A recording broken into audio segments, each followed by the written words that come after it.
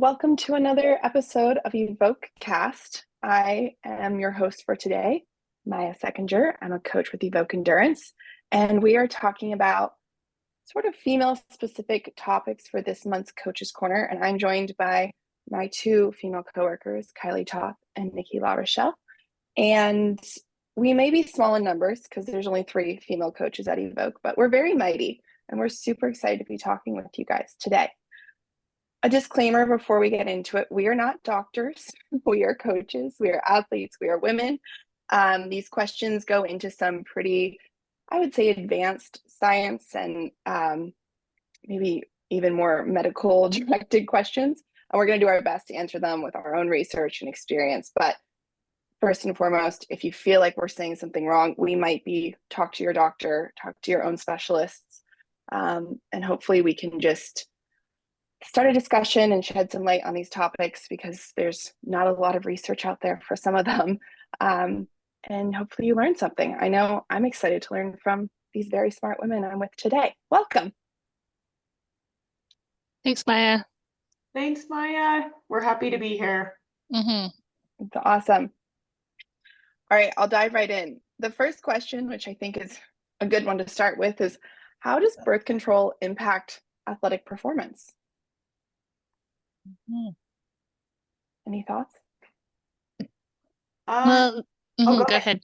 No, go Nikki, go for it. We're already off to a good start. Yeah. Well, I'm gonna tee Kylee up and Maya up by just saying there's varying types of birth control. So it depends on what category of birth control we're talking about. So if it's a hormonal based birth control, something like the pill, a patch, or ring, that's going to have a definitely different type of impact than something like a copper IUD. Maya and I were just talking IUD before we hopped on, but a copper IUD is non-hormonal. And then there's other types like a Depo-Provera or even barrier methods like a condom or a diaphragm. So it really depends on which type you're talking. So I teed up my two counterparts here to actually answer the question.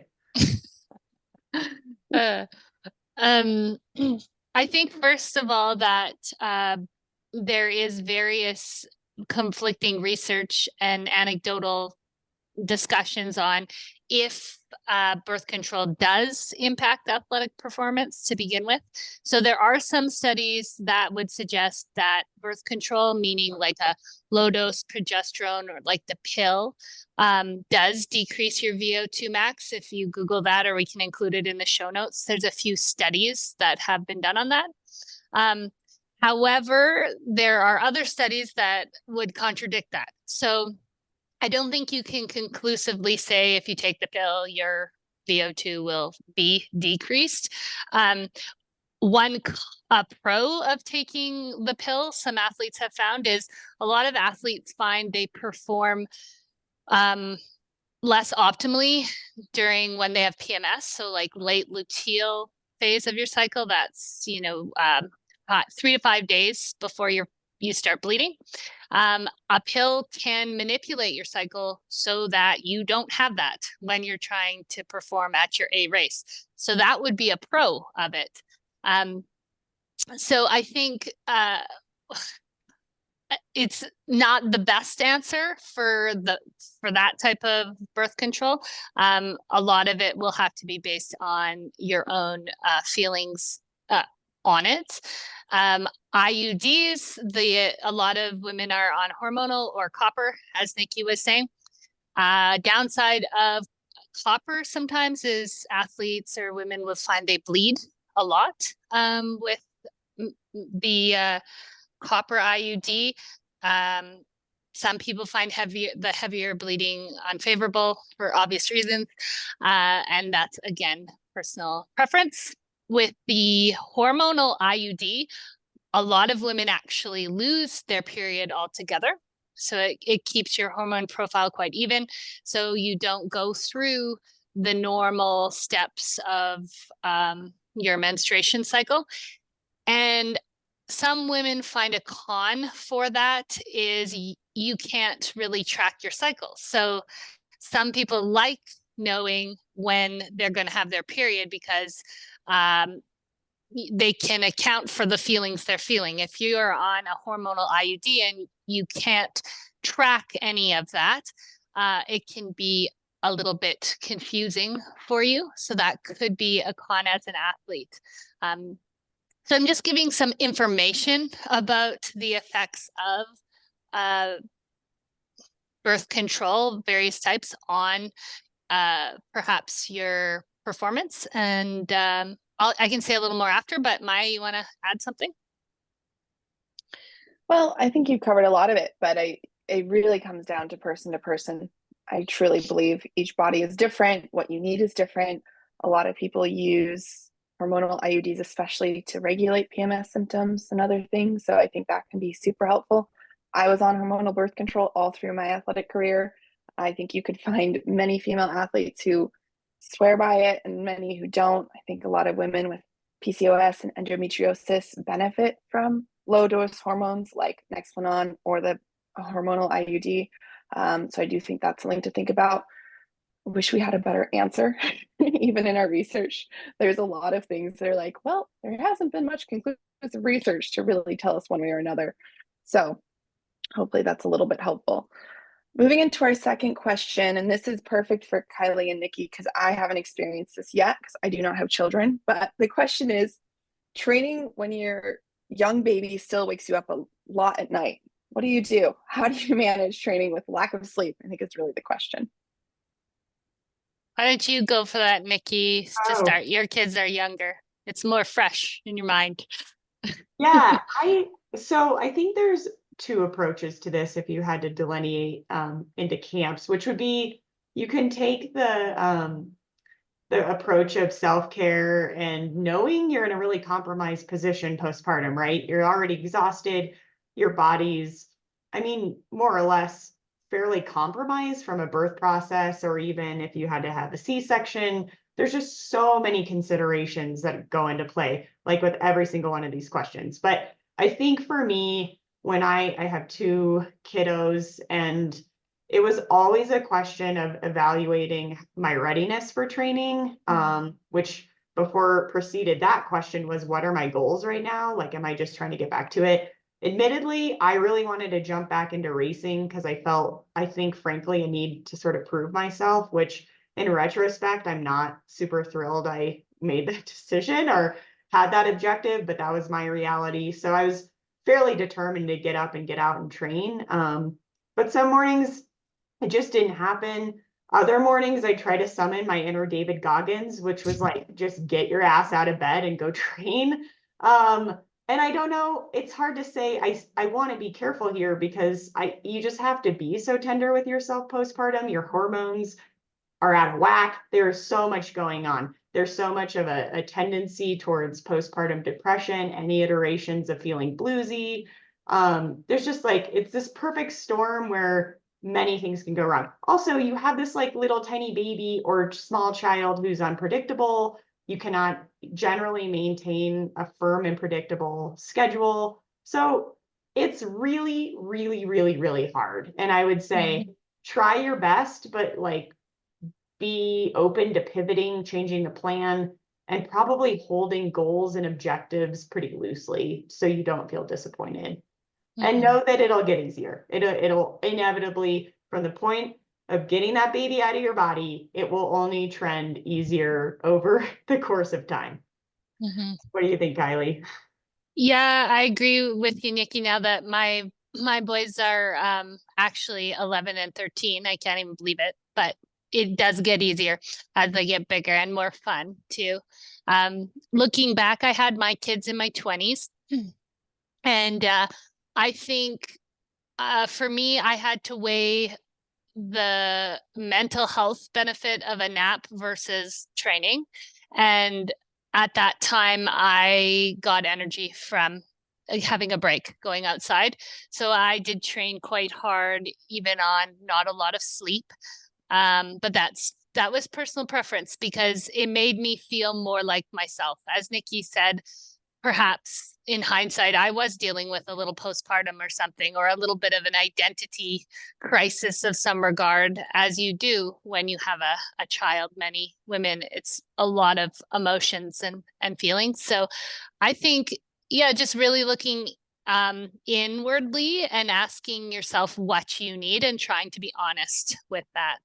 And the goal is healthy mom and healthy baby. So how that looks for each person is quite different.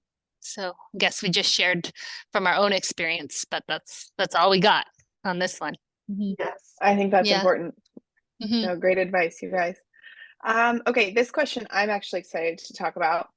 I've read a lot about how beneficial it can be to keep track of your period based on your training around your cycle. I also think it's beneficial to know if when you might start to lose your period and recognize it as a sign of overtraining / undernourishing.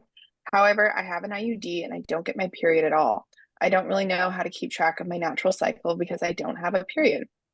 Do you have any advice for ways I could still keep track of my cycle as it pertains to optimizing my training? Is it advised not to use birth control methods that block your period when you're doing high intensity training? I think this is an awesome question. I am a huge fan of tracking my cycle.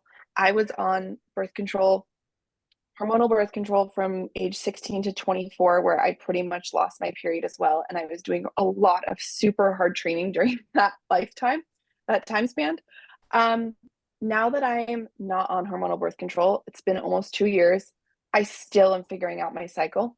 And I'm learning that by tracking. I think I probably had energy fluctuations before, and I just simply was not aware of it.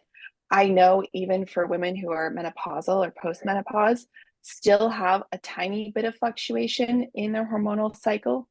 People say, again, you might find research on either side, but what I have read is that there is still a little bit of fluctuation. So I would assume, and I did a little research before that, again, not I did research. There says there isn't much research of actually tracking people's hormones through their cycle with a hormonal IUD, but I would think, just knowing how women work, you would still have those fluctuations, and I would just start a log, just start a journal, put it in your training peaks. I have an Excel spreadsheet. Just kind of see how you feel and kind of start to track it month to month. Kind of just start paying attention, collecting data. Men also don't have periods and they also struggle with energy and overtraining. So I would say really look into symptoms on overtraining, on energy deficiency. Are you sleeping more? Are you feeling less motivated? Are you having a hard time falling asleep? Are you getting other symptoms that aren't just around your cycle, especially when it comes to high intensity training? I wouldn't recommend that you don't use birth control. I have worked with mentors who say you shouldn't if you're training a lot, but I think, again, it's personal preference, and Nikki and Kylee might have more thoughts on this. Yeah, I actually used a hormonal IUD for 3 years, and I felt pretty much what this lady was saying. It was hard to kind of track your moods and different things you felt. Personally, I no longer have one, and I prefer it. I use a period tracking app, and I actually do train a little bit with my cycle.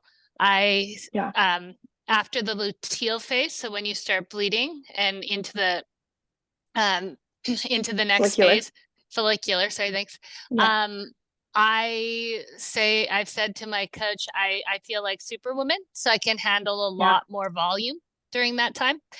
And then the luteal phase, which is like the end of it, the 3 to 5 days before I bleed, I'll make sure that I sleep more, eat more carbohydrates. I'm just on top of things a lot more. And I will give myself extra rest if I need it, because I know Superwoman stage is coming.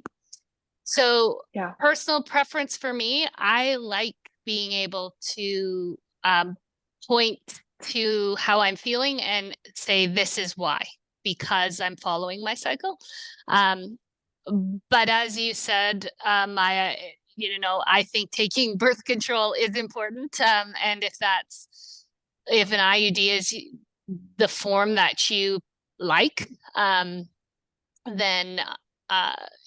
that's totally fine too. I don't believe it there is conclusive evidence that you would have a decline in your athletic performance or anything. So don't fear that. But that would be my personal experience with that. Nikki, got anything?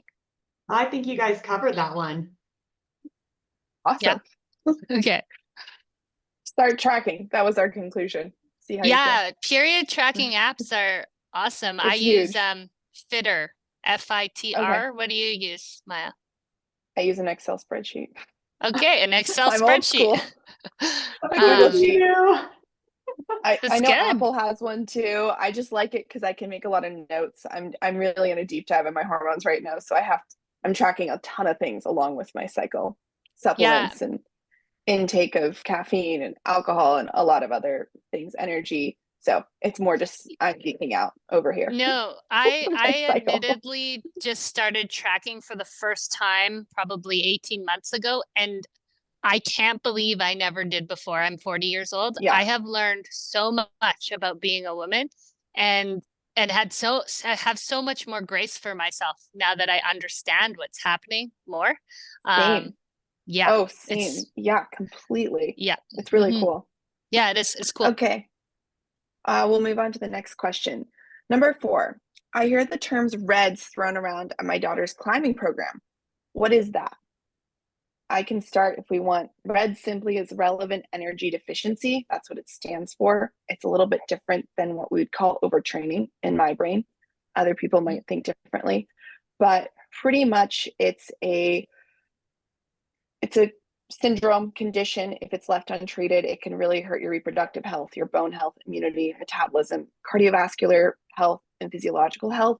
And it's usually from underfueling, from energy demands not equal fuel in. Anyone else want to add to the R.E.D.s? Yeah, it's related to a drop in your estrogen, actually. That's what's happening to stop your periods. And often people call that amenorrhea, if anyone's heard that term too.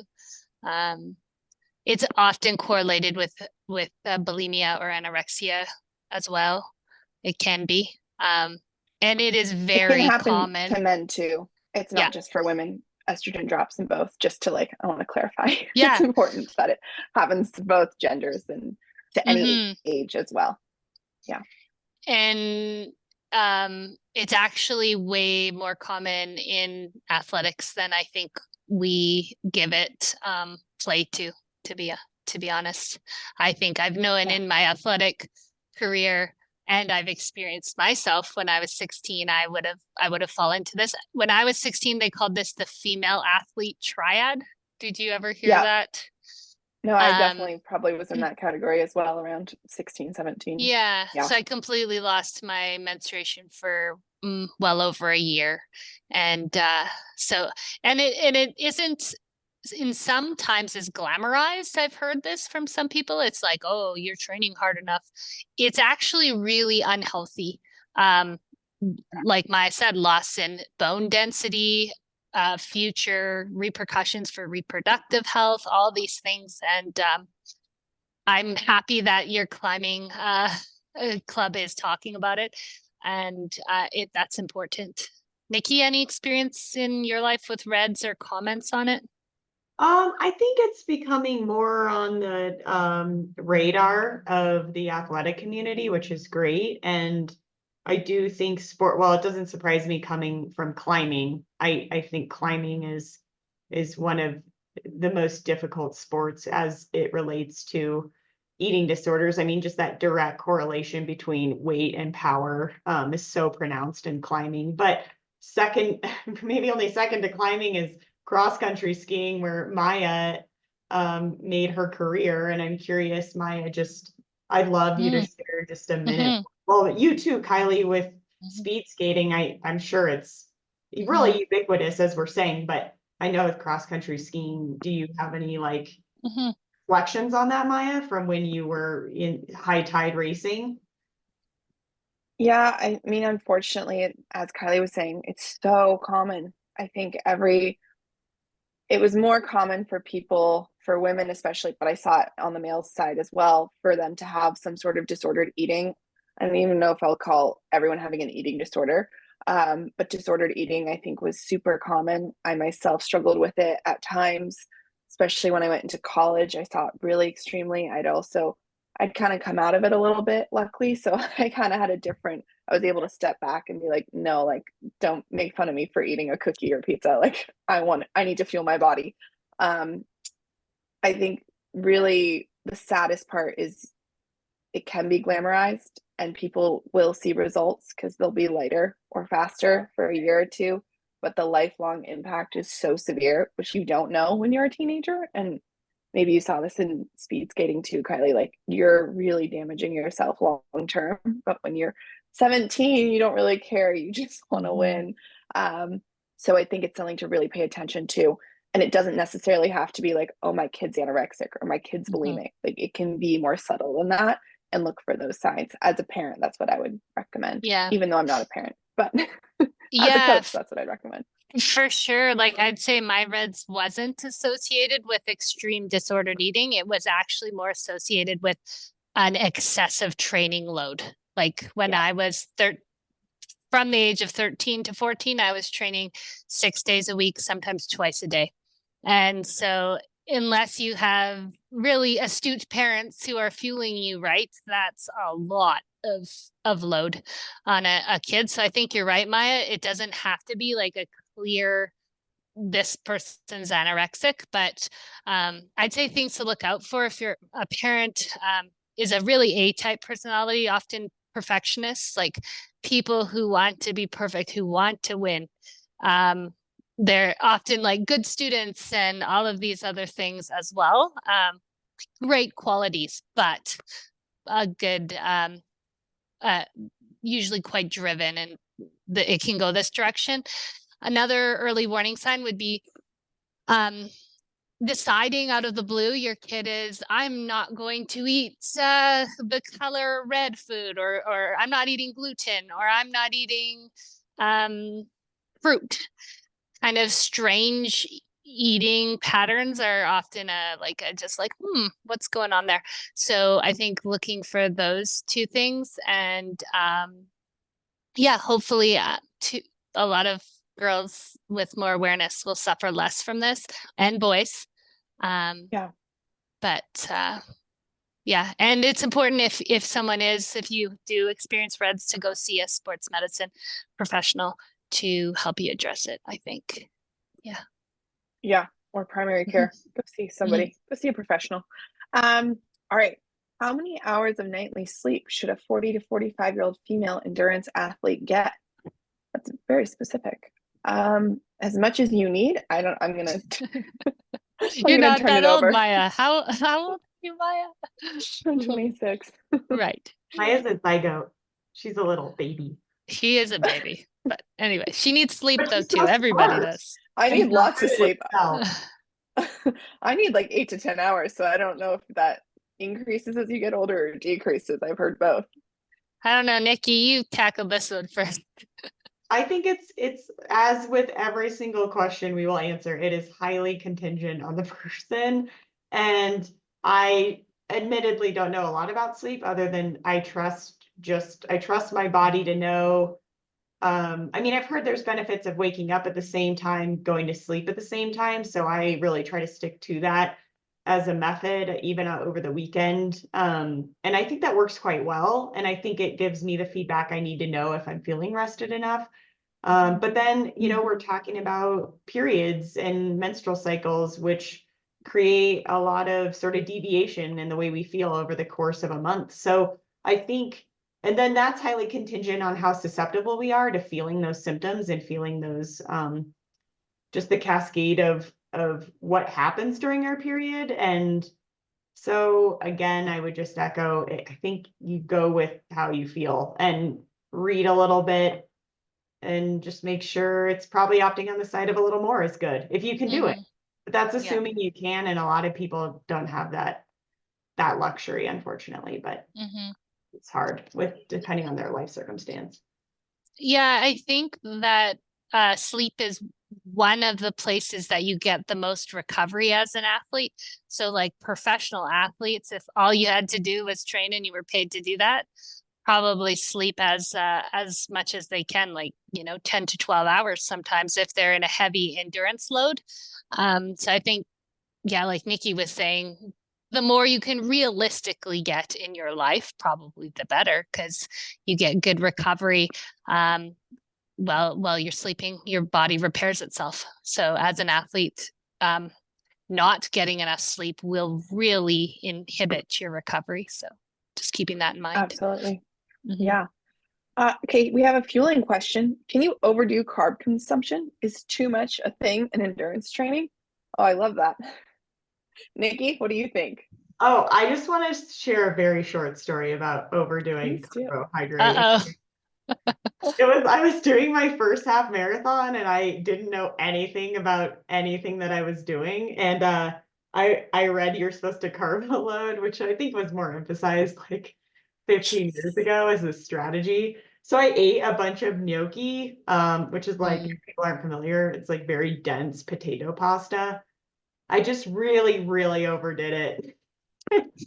Really compromised the way I felt during my half marathon. So I would say don't eat too much gnocchi. That's my take on this question. But yeah, carbs are, I don't know. If I'm completely honest, I just want to say I think sort of in the space of athletics, we're swinging in a pendulum from seeing and understanding eating disorder or disordered eating to say as Maya did. And then we're moving into this space of wanting to celebrate different body sizes and emphasize fueling enough and all this stuff. And I think that's great. But I think that can get overstated a bit where it's like, just eat tons and tons of carbs and eat all the pizza and eat all the hamburgers. And I'm like, well, that's true, but to a point. So I think we're like a little left of center and just need to swing back to what our bodies need and orient around like what we need as individuals, and maybe de-emphasize like the carb dialogue. That's my very honest opinion. I'm sure someone might not like that comment, but I can say what I want because no one's stopping me. It's good. I like it. Me too. I also have a funny story. My brother and I just did a 80K bike ride this weekend, and going back to the old school mentality of carb loading, I called him and he's like, I'm trying to eat an entire loaf of bread. And I'm like, dear God, don't do that. I'm like, you're just gonna feel sick and gonna be counterintuitive. But that was in the past, what people said was like carb load. But the science behind carb loading, right, is like you're trying to replace your glycogen, which is stored in your muscles and your liver, but it can only absorb so much. So once that's topped up, it's just extra calories, right, in your body. So it's extra sugar, even more specifically, which wreaks havoc on your body. Yeah. Spiking your sugars. So the question of can you eat too much carbs? Oh yeah, because anything in excess will get stored in your body as adipose or fat. So yeah, like I'm kind of with Nikki on it. Like you do need to eat carbs, but not go over the top on that one.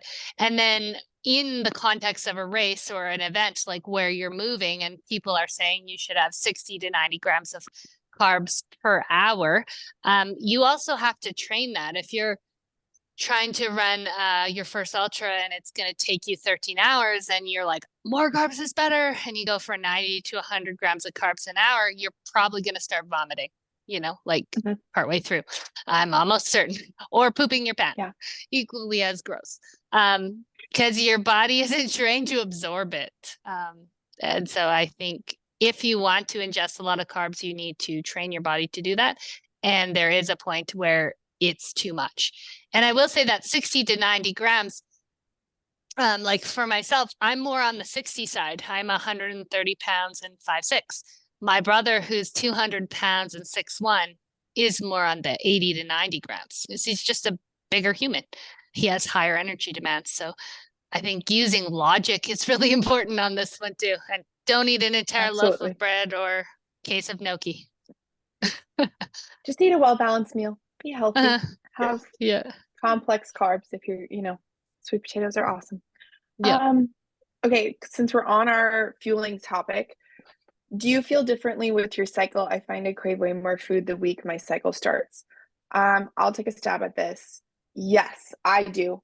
And there's actually a lot of research that says in that luteal phase, so the week to 3 to 5 days or kind of into your cycle, your body does require more fuel because your body thinks you're pregnant. And so it's trying to store. And that's actually the time to listen to those hunger cravings a little bit.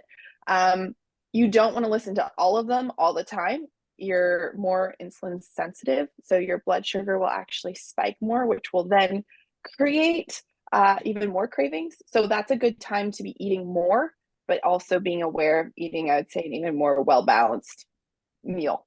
Like if you're gonna have pizza, great, throw a salad in first before you eat the pizza. If you're gonna eat chocolate, that's great. Have some chocolate and maybe have an avocado or some other fats to kind of help with that sugar absorption. I do really listen though to my hunger cues. I'm less hungry when I'm follicular and ovulating. I don't eat as much. I eat as much as my body needs. I don't undereat. If I wake up and I'm starving, I will eat breakfast earlier than maybe on mornings I'm not. So I would say really listen to your body. But in learning that we actually do need more fuel, that during that luteal phase has helped me kind of like not get panicked when I'm all of a sudden like starving. I'm like, oh, I'm luteal right now. I need to fuel my body a little more. Do you guys have any other thoughts, or should we keep going? That's a good answer. I'm the same as you, Maya, and I think a lot of women would feel that in that luteal phase, 3 to 5 days before. It can be longer too than 3 to 5. Yeah, It depends on your cycle. Yeah. totally. For me, Maybe it's even like up to a closer to week. 10 days, Yeah, that honestly, you're the way more I hungry, transition. and And I'm more there, hungry. yeah, And and that's there like when your is hormones start dipping. legitimate reasons for that, and it is okay, especially if you have a high training load, to eat a little bit more. Just listen to your body. For Yeah. sure. I want to offer so quickly because I don't stress about it when we're done. Back to the previous question about the carbo loading, I was thinking of the context of not like pre-racing and just general eating habits. Okay. That glad Kylee hit on that in like the while you're racing, which seems to be an emerging science of like Kylee, well, the gold standard used to be 60 grams per hour, and now it's like 60 to 90. But now I'm hearing of people even eating upwards of like 120 grams per hour. But I just say that about my gnocchi story, like, and I needed to revisit that temporarily. I'm sorry. Keep going, Maya. Hey, Nikki, It's great. I have a curious question for you about that. With the fueling during the racing, how I find if I eat too much, because as skimo racers, we can be quite well fat adapted, so we don't actually need to eat that much. I struggle with feeling a bit sick. Can you tolerate, 80, 90 per hour when you race? Have you?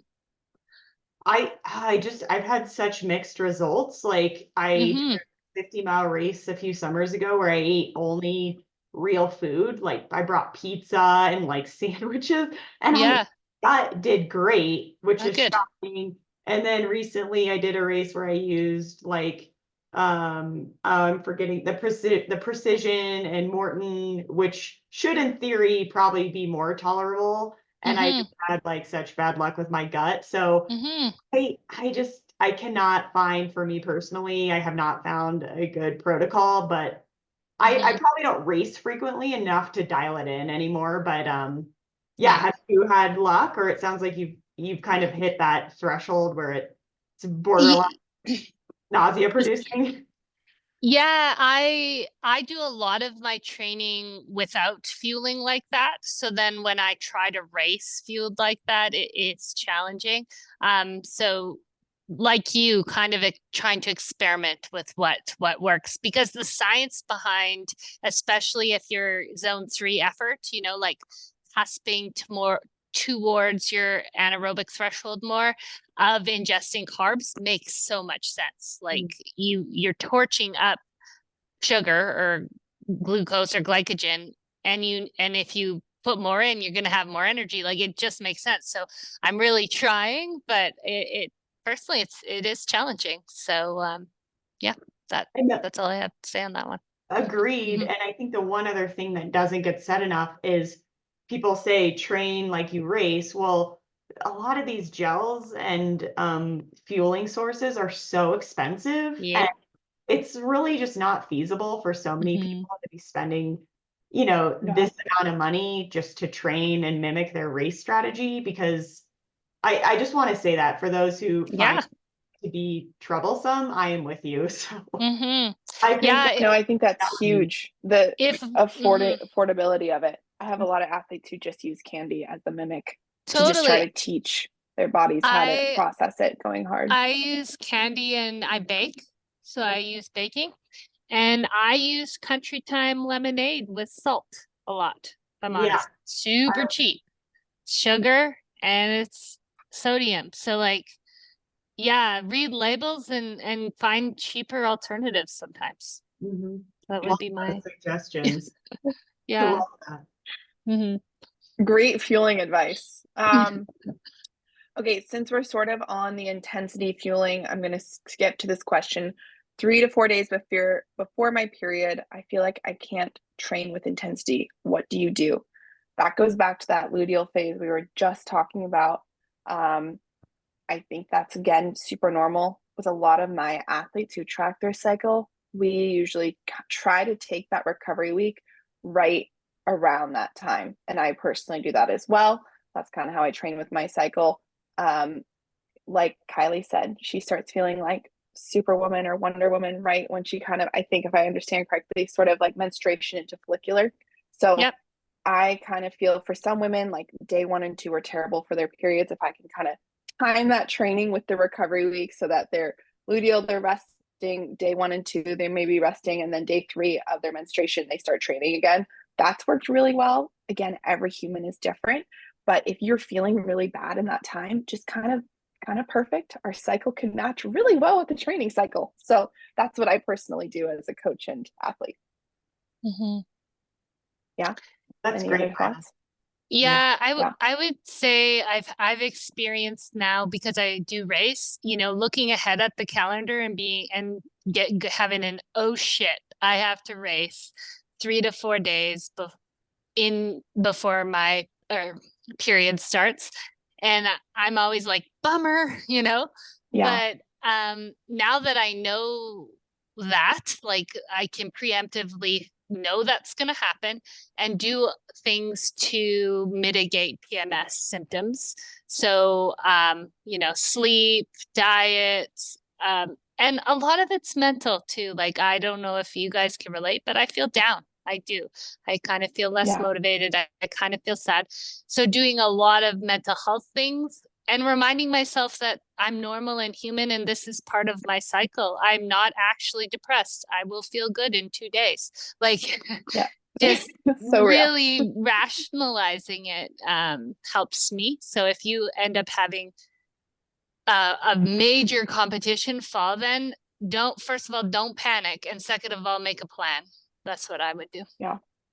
Yeah. Have you had that, Absolutely. Nikki, experience? Well, I was just thinking how, with all these questions, I think it's clear that there would be tremendous value for women athletes to just record like even a month of day to day, not only somatic considerations, but, cognitive considerations, like what's your mood?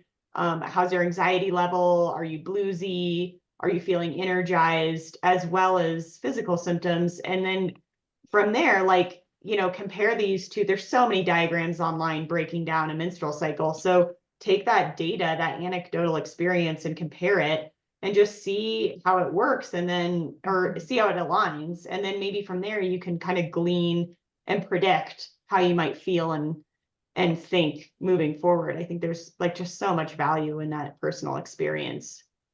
Back to tracking. It circles back. If anyone wants my crazy spreadsheet, I Yes, will give ask Maya. blank Maya's drafts. natural habitat is Excel. So Yeah. I'm And happy to send. one of my pet peeves has become around this conversation, how women sometimes, how I expressed you feel depressed or emotional or the mental health symptoms of PMS. how sometimes we feel like, oh, we shouldn't feel this way, or Yeah, or in the past, people have legitimately said women are crazy and too confusing to study because of this stuff. And just the awareness that there's something going on in your body, like your hormones are dropping and rising, and this is causing you to feel this way. It's science. You're not, there is nothing wrong with you. If this was happening in a man's body, they would also have really interesting emotional responses. They just have a much more even hormonal profile.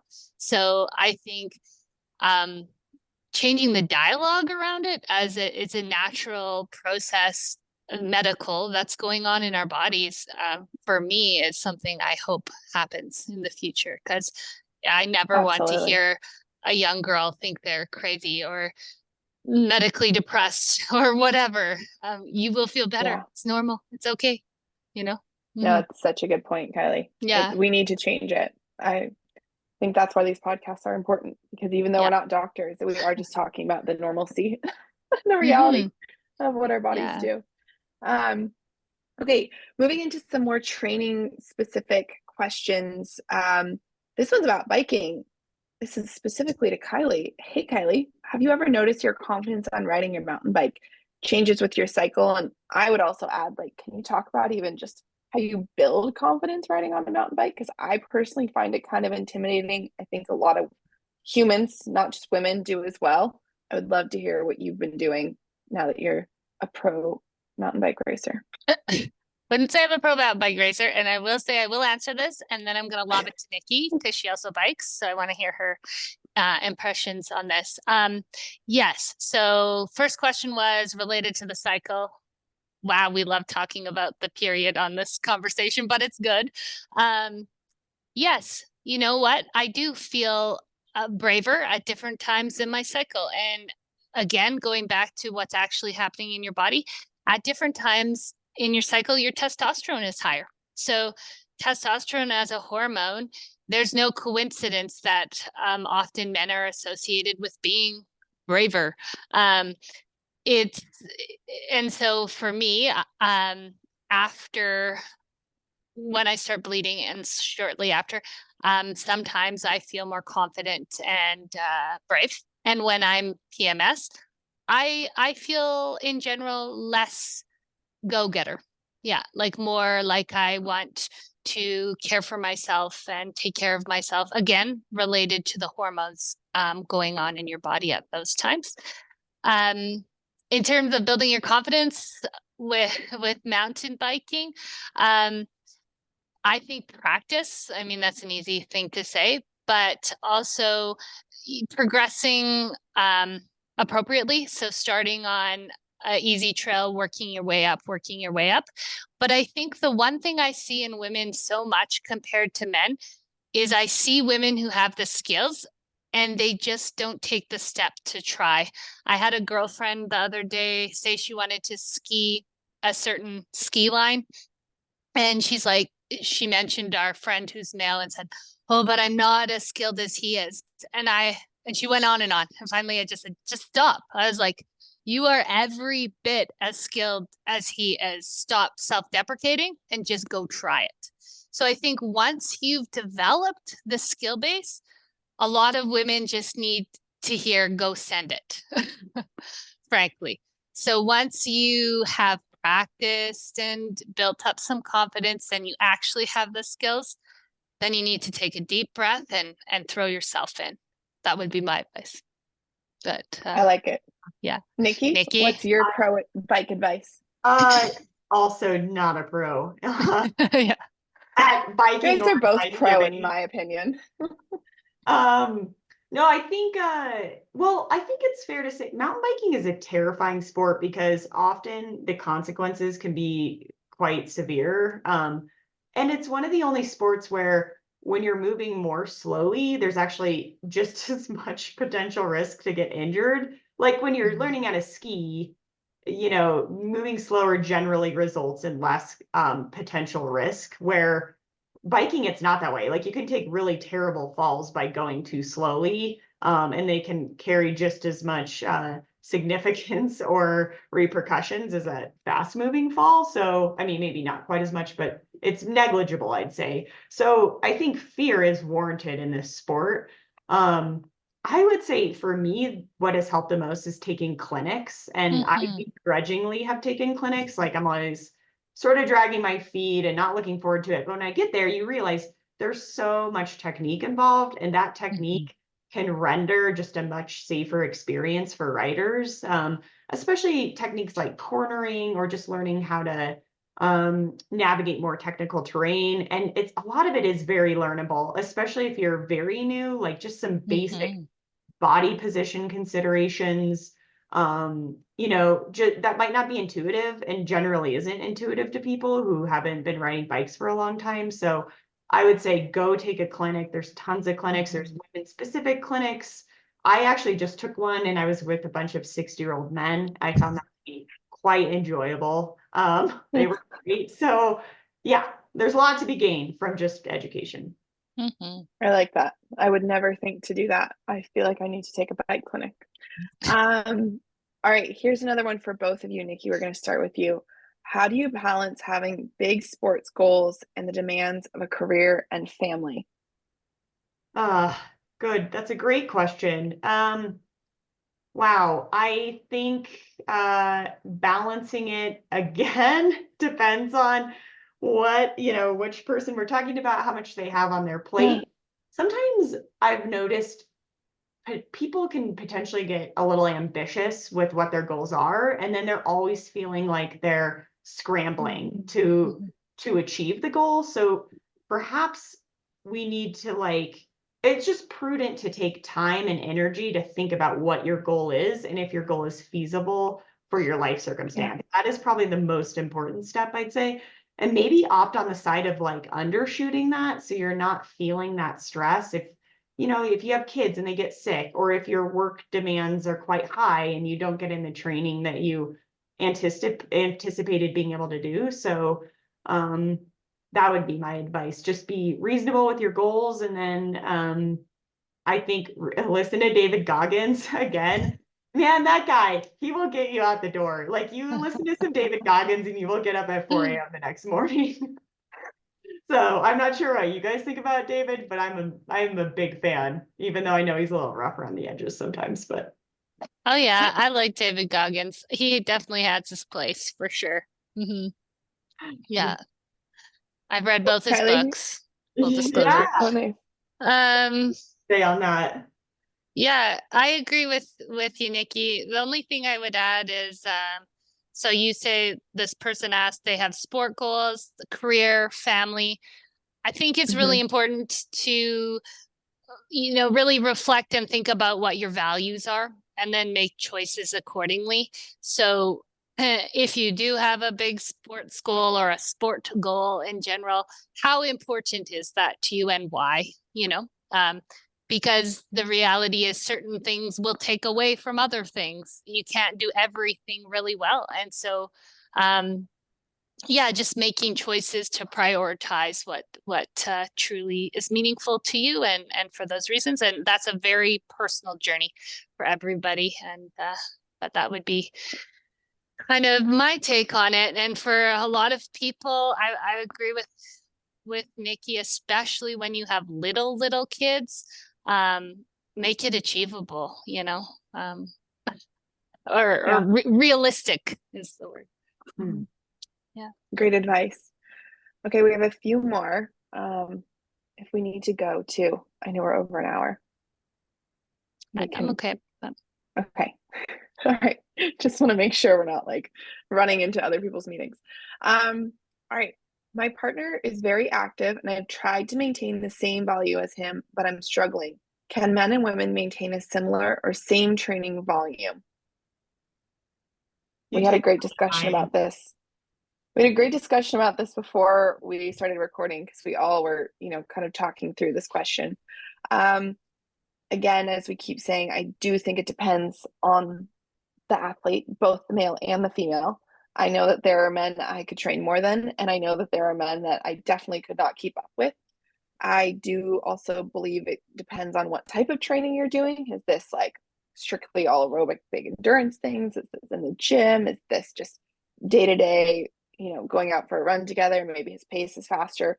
Men usually are a bit more powerful and I think have an easier time recovering just due to their hormonal makeup than women. So I would say on average, if you had an average male and female, you probably would see the man being able to handle a little more training. I think the most important part about this question is that you're struggling. And if you're struggling, I think you need to think about what your training capacity is.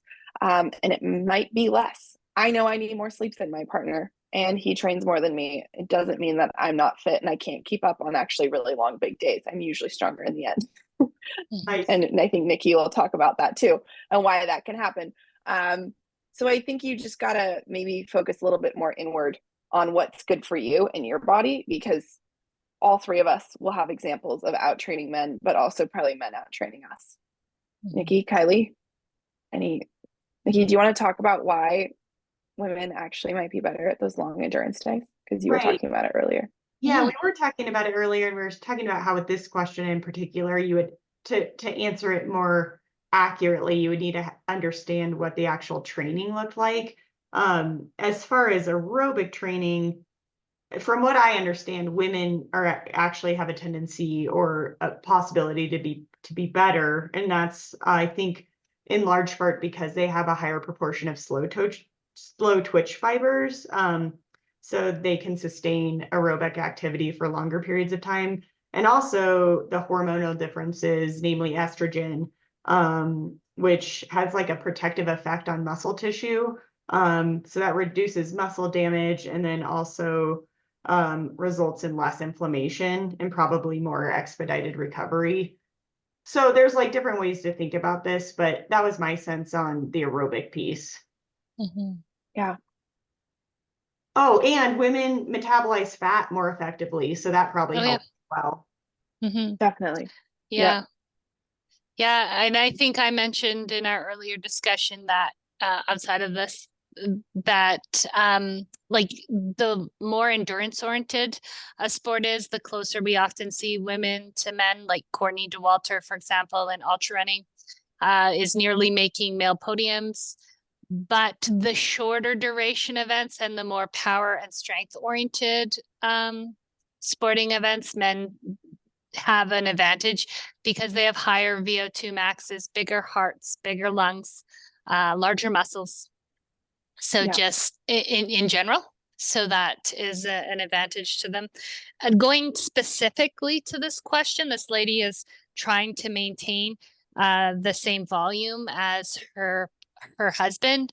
And I'm assuming you're both training hopefully for the same event, if that's what you're trying to do, because if you're not, like my partner is a professional climber and I'm a skimo racer, and our training is vastly different. He can't maintain the aerobic volume I do. I can't do as many pull-ups as he can, and nor would we try. So if you are training for the same event, I would still do your heart rate zones, and your training should be different. Everyone's training person to person should be different. So that would be very my take on it. Yeah, great point. I was just going to share, I was Googling while we were talking earlier about like disparities in times in that field, because that's just such a tested ground with so much historical data. So like the differences between, the 100-meter distance, the disparity between the men's and women's world record times is 9%. And then as we increase in distance, it actually goes up. The 1600-meter, the difference from world record times is 13%, but they're generally all fall within that 9 to 13% disparity of speed. So that's like very proven and obviously a reliable test ground to look at tracking. Yeah, at the highest levels, kind of pound for pound, men will always have an advantage. VO2, like I said, is higher in their hearts and their lungs. Like, so we shouldn't try to compete with the men, so to speak. It should be the best version of women we can be, right? I think we're not just small men, as Stacey Sims always says. So good to keep in mind. Pay attention to what you need. Okay, so we were just talking about fast twitch, slow twitch. Question, are women less powerful? Do they have less fast twitch muscles than men? Nikki just kind of already answered that question. So yes, is the basic. Do you guys want to talk more about that? No, we're feeling good. Yeah, women have less fast twitch muscles than men. We just do. So in any Can sort go of, longer. like Nikki said, 100-meter dash too, or powerlifting, or a lot of these quick sports, at the highest levels, the men will be faster. And there is exceptional women. Women have different hormonal profiles. Some women have higher androgen hormones than others. That's as well. You'll see discrepancies in female performance sometimes due to that. And I'm not talking about doping. I'm just talking about naturally occurring. A lot Yeah. of high performing females. I think Scott always mentions this Nordic skier. I can't remember her name, but she had a back kind of like a musculature like a guy, he always said. And Yeah. she has very, very high naturally occurring testosterone. It tests within the range of normal for women, but that is the I think case you with. see, yeah, and you definitely see more variation in hormonal differences, I think, with elite women than elite men. I think there's less difference. You kind of see the same body types for specific sports people at the top. Okay, I have a question. What is the best way to take care of your pelvic floor for endurance impact sport athletes? Very basic, I would say work on your transverse abdominis muscles, work on your core, work on your pelvic floor. If you have an issue in that area, I'd highly recommend you go see a specialist. I think that's the best thing you can do, but make sure you're still getting in all your core work. You can't skimp on that no matter what your sport is. Our core is the basic for everything. Any other like little tips, tricks, pelvic floor? One of my good friends is a pelvic floor physiotherapist, so I'll shout out to that profession. If you have an issue, go see them. They're trained in it. That's Definitely. what I say. Yeah. I think this is our last question. How can I best prepare for my first ultra distance 50-miler with limited 1 hour time slots Monday through Friday and only one day to go long? Is this possible? Well, it would be helpful to have more training specifics to know if you have a huge base of training. Might highly recommend you meeting with one of our coaches. You could email us, we could do a phone call. Anything is possible. I think especially if you have a large running background and if you have a large training background, you can do a lot with a little. If you haven't done a lot of running at all, I mean, even if you have like a training background of like, I used to just run half marathons or 10Ks, or I ran through high school and college, that's going to be different. If you don't have a lot of running background, my biggest concern would be just trying to fit in the amount of training you would need in that time slot, which might lead to injury. Do you guys have a different feel as coaches? I think your point, Maya, about what they're knowing more specifics about the athlete is right on the money. And to me, that sounds a bit restrictive, that schedule to, execute that length. But you're right, if they're a well-established athlete, that could absolutely be feasible. This, though, gets back to kind of what we were talking about setting goals that feel attainable to the athlete. So I would maybe encourage this person to consider dropping the distance and just building up into it if they haven't done, ultra distance before, to ensure that they feel, positive in their training block and that the goal is attainable or potentially attainable. They're not stressed out. Yeah, this kind of person sounds like someone who works an office job and can only work out at lunch, or a mom who can only work out while their kid's napping for 1 hour, because the Monday to Friday 1 hour of training, and then maybe they have a babysitter on one of the weekend days, or dad steps in. And I'm with Nikki. I think there's a bit of a in vogue or love affair with distance at the moment, but training for a 10K for postpartum, like, someone who has a 1-year-old child or a busy job, can get you as fit or arguably fitter than training for a 50-miler. So yeah, I would ask yourself why you want to do this distance. If it is truly what you want to do, then it is possible, I think. But I would say with Nikki, maybe adjust the distance down a bit. Yeah. Well, I think that wraps it up, unless anyone else has anything to add. I was just If gonna throw not, out there, we've talked a lot about like gender and, you know, gender in the context of the gender binary. So if anyone's listening who's, you Yeah. know, gender non-conforming or non-binary or any variation of how we have gender expression these days, like, please know you have a place at Evoke Endurance, and we want to be thoughtful to that. But yeah, the basics of physiology do tend to, these conversations tend to boil down to men and women. So please pardon the nature of that binary, but otherwise, and I think I want to say this about Evoke, we have so many beginner level athletes, and we want to welcome those people, and all are welcome in the scheme of what we're working to do. So Maya and Kylee have worked, you know, with so many varieties of athletes. I take on far less, but these women are like so skilled, and anyone is welcome. thanks, Nikki. I think that's super important to talk about, just accepting of all ages, genders, however you identify and feel. We are here to help you achieve your goals, whatever those may be. So definitely pardon our very binary discussion, Yeah, because we don't that's mean it to important. be. Yeah, thanks, Nikki, for saying that, because I all of the coaches would echo that. And I would also say with women, if you want to speak to a coach or have a custom plan, or coaching is what we offer. You know, Nikki and I have had kids. Maya's a female as well. Never be embarrassed to reach out to a coach to talk about things. If it's above our skill set, we'll just point you in the right direction of a GP or whatever. But we are happy to chat with you and try to help. So, Absolutely. Yeah. You can always email us at coach@Evoke Endurance, or any of our first names at Evoke Endurance if you have a specific question for us. Follow us on Instagram at Evoke Endurance, and let us know if there's anything else we can help with. Have a great day. Yeah. Thanks, guys. Bye.